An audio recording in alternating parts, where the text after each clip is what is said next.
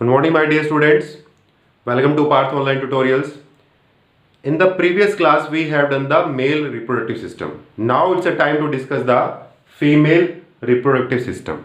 Again, system is mentioned there. System यानी that consists of a number of components. जो कई सारे components या organ से मिलके बनता है उसको हम system बोलते हैं. तो सेम फीमेल रिप्रोडक्टिव सिस्टम के साथ भी ऐसा है कि यहाँ पर कोई एक ऑर्गन नहीं है, कई ऑर्गन्स या कई कंपोनेंट्स हैं जो मिलके बनाते हैं फीमेल रिप्रोडक्टिव सिस्टम को. यहां पर जो कंपोनेंट्स हैं वो है fallopian tube, ovary, uterus, vagina.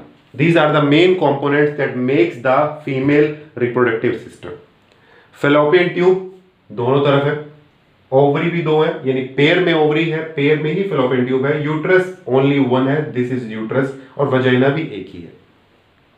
यहां पर जो सबसे मोस्ट इंपॉर्टेंट ऑर्गन है, कंपोनेंट्स है इस फीमेल रिप्रोडक्टिव सिस्टम का, वो है ओवरी.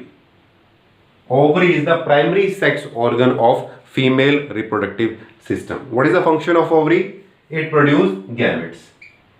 उस गैमेट्स का नाम क्या है? ओवम. इट प्रोड्यूस ओवम, और यू कैन से एग.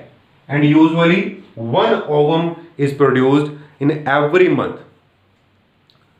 किसी भी ओवरी से, या तो इस ओवरी से या इस ओवरी से सिर्फ एक ही ओवम प्रोड्यूस होगा हर मंथ में, उससे ज्यादा नहीं. ठीक है ना? And the shape of ovum is spherical. Spherical shape, बिल्कुल गोल होता है. ठीक है ना? And the size of this ovum is much bigger as compare to sperm. Sperm का साइज तो काफी छोटा होता है इसके आगे. ठीक है? ओवम काफी बिग साइज का होता है. अगर स्पर्म के नंबर की बात करते हैं जो मेल्स में होते हैं, वहां पर मिलियंस में होते हैं स्पर्म. यहां मिलियंस में नहीं है, ओनली वन है. ठीक है ना? तो एक मंथ में सिर्फ एक ही ओवम प्रोड्यूस होगा किसी भी ओवरी से, या लेफ्ट या राइट ओवरी. कहां पर प्रेजेंट होती हैं? Inside the abdominal cavity. जो हमारी एब्डोमिनल कैविटी है उसके अंदर प्रेजेंट होती है. ये मेल की तरह बाहर नहीं होते, टेस्टिस और पेनिस बॉडी से बाहर होते हैं, नहीं, ये अंदर होते हैं. जस्ट बिल, ठीक है, just inside the abdominal cavity. तो ये इसका फंक्शन है कि ओवम प्रोड्यूस करता है, यानी गैमेट्स प्रोड्यूस करता है. इसके अलावा कुछ और फंक्शन भी है, जैसे कि टेस्टिस आपका एक हार्मोन प्रोड्यूस कर रहा था, उसका नाम है टेस्टोस्टेरोन. यहां पर भी हार्मोन प्रोड्यूस होते हैं, उनका नाम है एस्ट्रोजन. क्या? एस्ट्रोजन और प्रोजेस्ट्रोन. प्रोजेस्ट्रोन, ये दो हार्मोन्स हैं जो ओवरी प्रोड्यूस करती है. एस्ट्रोजन की वजह से जो आपके रिमार्केबल फैक्टर्स हैं फीमेल्स में, ब्रेस्ट के साइज इंक्रीज होना और स्टार्टिंग ऑफ मेंस्ट्रुएशन, ये सब आपके एस्ट्रोजन की वजह से होते हैं. और जो प्रोजेस्टेरोन है ये वर्क करता है आफ्टर प्रेगनेंसी. ठीक है? इसका काम होता है, वो आफ्टर प्रेगनेंसी होता है प्रोजेस्टेरोन का. ये क्या करता है? यूट्रस वॉल को थोड़ा सा बिग कर देता है, जिससे जो बेबी है वो अच्छा डेवलप हो. ठीक है? ये आपका हायर क्लासेस में आ गया. तो ये फंक्शन है आपका ओवरी का.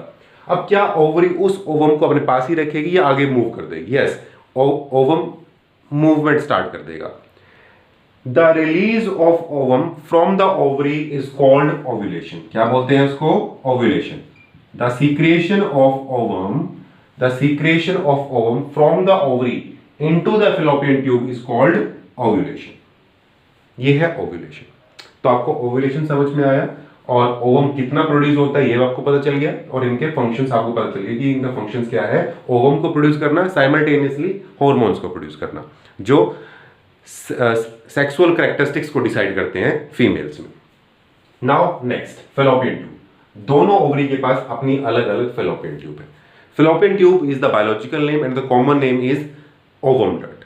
A tube that carry ovum is called ovum duct and the biological name is fallopian tube. ठीक है ना?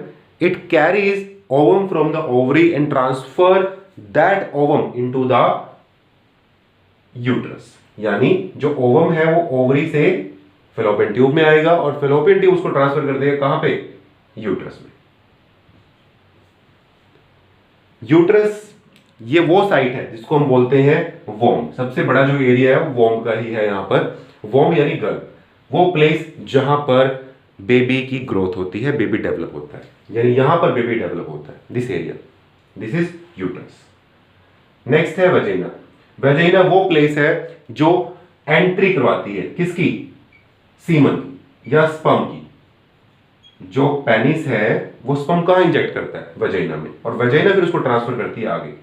और कैसे ट्रांसफर होगा? With the help of sperm, sperm के पास क्या है, टेल, स्पर्म टेल है और वो स्विम कर सकता है, तो स्पर्म क्या करेगा, वो स्विम करता हुआ आगे जाएगा। ठीक है ना। तो ये थे आपका फीमेल रिप्रोडक्टिव सिस्टम और उनके कंपोनेंट्स के फंक्शन।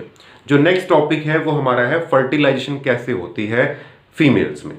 काफी इंटरेस्टिंग टॉपिक है। और जो जाइगोट है वो कैसे डेवलप होता है, वो एम्ब्रोयो में या बिग साइज में कैसे कन्वर्ट होता है, नेक्स्ट हमारे क्लास का टॉपिक। ये काफी छोटा टॉपिक है और इंपॉर्टेंट भी है।